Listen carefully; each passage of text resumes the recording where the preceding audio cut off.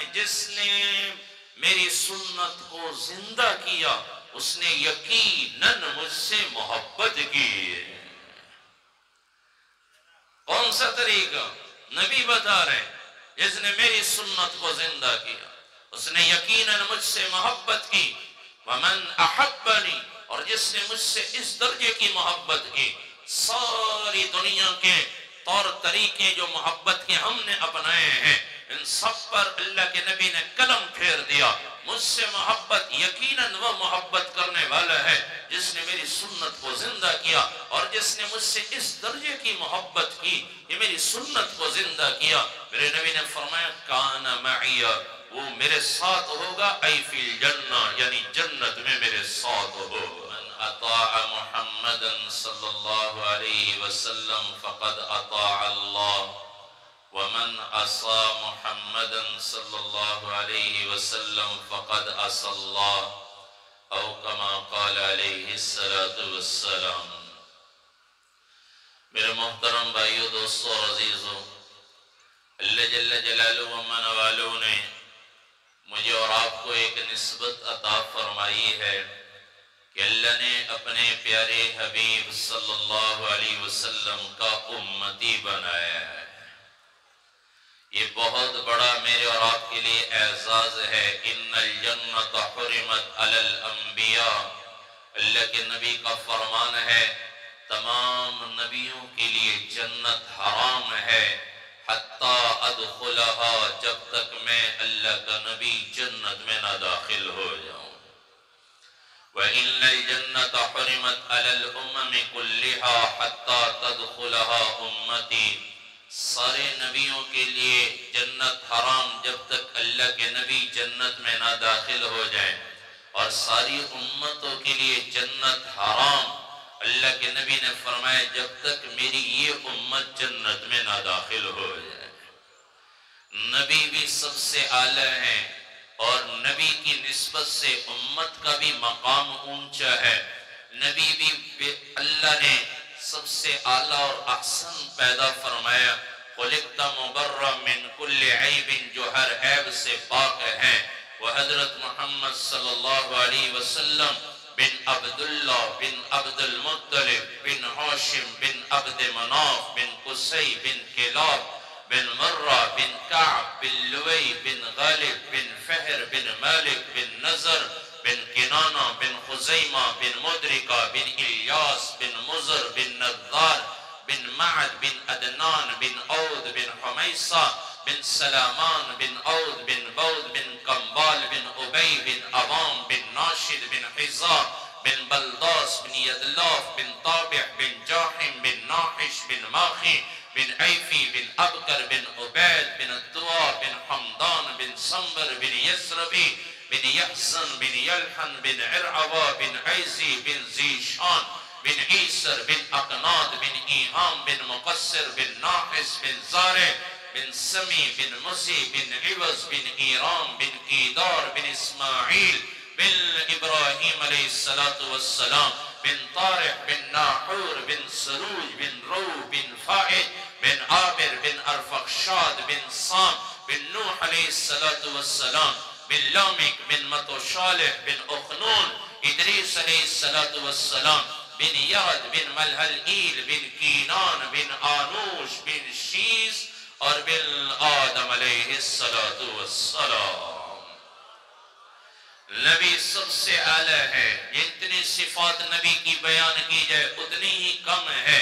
لیکن بھائیو، اللہ نے مجھے اور آپ کو جو نسبت عطا فرمائی ہے اپنے نبی کا امتی بنایا ہے.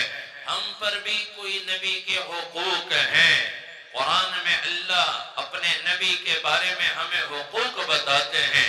کبھی ہم نے یہ نہیں سوچا اللہ کے نبی کے ہم پر کیا حق ہیں. قرآن اور حدیث نے ہمیں حقوق بتائے ہیں. سب سے پہلا حق اللہ اور اس کے رسول کا. اللہ فرما رہے ہیں میرے محبوب سے محبت کرو. دل میں محبت ایمان کا حصہ. لا يؤمن احدكم حتى اكون احب اليه من والده وولده والناس اجمعین. اللہ کے نبی نے فرمایا اس وقت تک کوئی کامل ایمان والا نہیں ہو سکتا جب تک میں اللہ کا نبی اس کو ان کے ماں باپ سے اور اولاد سے اور تمام دنیا کے انسانوں سے زیادہ محبوب نہ بن جاؤں۔ محبت اس درجے کی ہو کہ ماں باپ سے نہ ہو، اولاد سے اتنی محبت نہ، لوگوں سے نہ، اللہ کے نبی سے اتنی محبت۔ حضرت ابوبکر صدیق رضی اللہ تعالیٰ عنہ اللہ کے نبی کے چچا حضرت حمزہ رضی اللہ تعالیٰ عنہ سے فرما رہے، اے عباس، تمہارے اسلام لانے کی مجھے زیادہ خوشی ہے بنسبت اپنے والد کے مسلمان ہونے کے، اس لیے کہ تمہارے اسلام لانے سے اللہ کے نبی زیادہ خوش ہوئے ہیں۔ محبت اسی کو کہتے ہیں، محبوب خوش ہو جس کام سے۔ باپ کے اسلام لانے کی خوشی نہیں، نبی کے چچا کی زیادہ خوشی۔ ان کے بیٹے حضرت عبد الرحمن بن ابی بکر رضی اللہ تعالیٰ عنہ کہنے لگے، ابا جان، وہ بعد میں مسلمان ہوئے، ابا جان کئی مرتبہ آپ میری تلوار کی زد میں آئے لیکن میں نے آپ کو باپ سمجھ کے چھوڑ دیا، کافروں کی طرف سے لڑنے آئے تھے۔ حضرت ابوبکر صدیق رضی اللہ تعالیٰ عنہ فرمانے لگے، بیٹا اگر تو میری تلوار کے نیچے ایک مرتبہ آ جاتا میں تجھے اللہ رسول کا دشمن سمجھ کر تیری گردن اڑا دیتا۔ ماں باپ سے زیادہ محبت اللہ رسول سے، اولاد سے زیادہ محبت اللہ رسول سے۔ میں اور آپ بھی آج اپنے آپ کو پرکھیں، یہ ربیع الاول تو گزر رہا ہے، گزر جائے گا، لیکن اپنے دل کے اندر خود اپنے آپ اپنا محاسبہ کریں۔ ہمیں اللہ سے کہ نبی سے زیادہ محبت ہے یا ماں باپ سے، اولاد سے، دنیا کے انسانوں سے زیادہ محبت ہے؟ اللہ قرآن میں 8 چیزیں گنوا رہے ہیں، 8 چیزیں۔ قُلْ إِنْ كَانَ آبَاؤُكُمْ، تمہیں ماں باپ زیادہ محبوب، وَإِخْوَانُكُمْ وَأَبْنَاؤُكُمْ، تمہیں بیٹے محبوب، وَإِخْوَانُكُمْ بھائی محبوب، وَأَزْوَاجُكُمْ بیویاں محبوب، وَعَشِيرَتُكُمْ تمہیں خاندان محبوب۔ جیسے آج لوگ ہم کہہ دیتے ہیں جی وسیب کیا اکسی، اس کا مطلب کہ وسیب زیادہ، رشتہ دار، خاندان، برادری زیادہ محبوب ہے۔ اللہ کا رسول محبوب نہیں جن کی خاطر رشتہ داروں کو راضی کر لو، اللہ رسول کو کبھی راضی کرنے کا نہیں سوچا، وہ اللہ کے حبیب راضی ہو جائے۔ اللہ فرما رہے ہیں تمہارے خاندان، بیویاں اور تمہارے خاندان، تمہارے مال، تمہاری تجارت، تمہارے گھر تمہیں زیادہ محبوب۔ احب الیکم من اللہ ورسولہ، تمہیں یہ زیادہ محبوب ہیں۔ فتربصوا، پھر اللہ فرما رہے ہیں تم اللہ کی طرف سے سزا اور عذاب کا انتظار کرو۔ تو بھائیو، اللہ رسول سے محبت زیادہ ہو، ماں باپ سے، اولاد سے، ساری دنیا کے انسانوں سے زیادہ محبت اللہ رسول سے ہو، یہ پہلا حق ہے اللہ کے نبی کا۔ پھر میرے نبی نے خوشخبری سنائی، المرء مع من احب، قیامت کے دن آدمی اسی کے ساتھ اٹھایا جائے گا جس سے محبت کرتا ہو۔ نبی سے محبت تو نبی کے ساتھ اٹھے گا، صحابہ اہل بیت سے محبت تو انہی کے ساتھ حشر ہوگا۔ اور اگر اللہ رسول سے محبت نہیں اور صحابہ اہل بیت سے محبت نہیں، خاندان قبیلے کی فکر، لوگوں کی فکر، پیسے کی دوڑ، حکومت کی دوڑ، اللہ رسول کو ناراض کیا، پھر انہی کے ساتھ حشر ہوگا جن سے محبت کی۔ پہلا اللہ کے نبی کا حق، اللہ کے نبی سے محبت کرو۔ اور محبت کیسے کریں؟ سوشل میڈیا کچھ بتاتا ہے، معاشرہ کچھ کہتا ہے یوں نبی سے محبت کرو، کوئی کچھ کہتا ہے یوں نبی سے محبت۔ میرے نبی نے فرمایا محبت کیسے، طریقہ بھی بتا دیا۔ نبی سے محبت کا یہ طریقہ نہیں جو آج ہم نے زمانے کے لحاظ سے طریقے اپنائے ہیں۔ میرے نبی نے فرمایا من احیا سنتی فقد احبنی۔ علماء تشریف فرمائے ہیں تاکید والا جملہ، قد ماضی کا صیغہ، نون وقایا آگے یا یہ ہے وہ تاکید کے لیے، تو یہ بڑی تاکید والا جملہ میرے نبی فرما رہے ہیں جس نے میری سنت کو زندہ کیا اس نے یقیناً مجھ سے محبت کی۔ کون سا طریقہ؟ نبی بتا رہے ہیں جس نے میری سنت کو زندہ کیا اس نے یقیناً مجھ سے محبت کی۔ ومن احبنی، اور جس نے مجھ سے اس درجے کی محبت کی۔ ساری دنیا کے طور طریقے جو محبت کے ہم نے اپنائے ہیں ان سب پر اللہ کے نبی نے قلم پھیر دیا۔ مجھ سے محبت یقیناً وہ محبت کرنے والا ہے جس نے میری سنت کو زندہ کیا، اور جس نے مجھ سے اس درجے کی محبت کی کہ میری سنت کو زندہ کیا۔ میرے نبی نے فرمایا کان معی، وہ میرے ساتھ ہوگا، ای فی الجنہ، یعنی جنت میں میرے ساتھ ہوگا۔ تو یہ محبت کون کرے گا نبی سے؟ کرتے نیت انشاءاللہ، نبی سے محبت، نبی کی سنت کو زندہ کرنا۔ میرے نبی نے فرمایا یہ یقیناً مجھ سے محبت کرنے والا ہے، پھر زیادہ لمبے چوڑے کاموں کی ضرورت نہیں، بس سر سے لے کر پاؤں تک اپنے آپ کو نبی کے غلامی میں ڈھال دو۔ اللہ کی قسم یہی اللہ کے نبی سے محبت ہے، اور یہ محبت قیامت کے دن اللہ کے نبی کا ساتھ نصیب کرا دے گی۔ پھر جس سے محبت ہوتی ہے، دوسرا حق اللہ کے نبی کا، محبت اطاعت کو واجب کرتی ہے۔ اللہ ہمیں بتا رہے ہیں فاتبعونی اطیعوا اللہ واطیعوا الرسول ومن یطع اللہ ورسولہ فقد فاز فوزا عظیما۔ دوسرا حق قرآن نے ہمیں بتایا، تمہارے نبی کا تم پر حق ہے کہ تم اسی کی اطاعت کرو۔ جس سے محبت، آدمی اسی کا کہنا مانتا ہے۔ محبت ناقص ہے، نامکمل ہے اگر اس کا کہنا نہ مانا جائے۔ سب سے بڑا ادب علماء نے لکھا ہے حکم ماننا، کسی کا حکم ماننا یہ سب سے بڑا ادب ہے۔ اور اللہ کے نبی کی اطاعت، یہ نبی سے محبت ہے۔ پتہ کیسے چلے گا؟ محبت تو دل میں ہے، پتہ کیسے چلے گا؟ جس کی مانے گا تو آدمی کو پتہ چلے گا کہ یہ اس سے محبت کرتا ہے، اس وجہ سے اس کی اطاعت۔ اللہ نے ہمیں حکم دیا، ایک صحابی گھر میں بیٹھے ہوئے اور اللہ کے نبی کا خیال آیا، پھر آپ وہ مسجد میں آئے، اور مسجد میں اگر اللہ کے نبی سے کہنے لگے یا رسول اللہ میں گھر میں ہوتا ہوں، مجھے آپ کا خیال آتا ہے، اور پھر میری ایسی کیفیت بن جاتی ہے اگر اس وقت میں آپ کی زیارت نہ کروں تو مجھے ڈر ہے کہ مجھے موت نہ آ جائے، اس درجے محبت۔ پھر اللہ کے نبی کے سامنے وہ بیٹھے ہوئے تھے، رونے لگ گئے۔ اللہ کے نبی نے فرمایا کیوں رو رہے ہو؟ کہنے لگے یا رسول اللہ مجھے خیال آتا ہے، دنیا میں خیال آتا ہے آپ کا تو آپ کی زیارت کر لیتے ہیں، جنت میں چلا بھی گیا تو آپ تو اوپر درجے کی جنت میں ہوں گے، میں نیچے درجے کی جنت میں آپ کا دیدار نہیں ہوگا تو جنت کا کیا فائدہ؟ اللہ کے نبی خاموش ہو گئے۔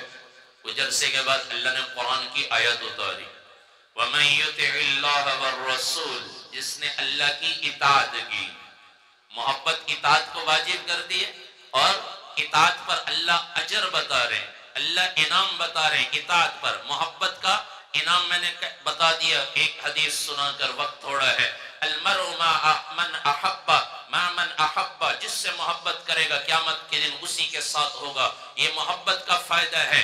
اور اطاعت کا اللہ فرمانے جس نے اللہ کی اطاعت کی، اللہ کے رسول کی اطاعت کی، فَأُولَئِكَ مَعَ الَّذِينَ أَنْعَمَ اللَّهُ عَلَيْهِمْ مِنَ النَّبِيِّينَ، قیامت کے دن یہ بھی ان لوگوں کے ساتھ ہوگا جس پر اللہ نے انعام فرمایا ہے، یعنی انبیاء کے ساتھ، صدیقین، شہداء اور صالحین کے ساتھ، اور یہ بڑی بہترین رفاقت ہے۔ اللہ کے نبی نے فرمایا وہ صحابی کہاں ہے؟ اسے بلایا، اور اللہ کے نبی نے فرمایا تمہیں خوشخبری ہو، اللہ رسول کی اطاعت کر کے چلے جاؤ، قیامت کے دن انہی کے ساتھ انجام ہوگا، حشر ہوگا انہی کے ساتھ، قیامت کے دن انہی کے ساتھ۔ صحابہ فرماتے ہیں اس آیت سے ہمیں جتنی خوشی ہوئی کسی اور چیز سے خوشی نہیں ہوئی تھی۔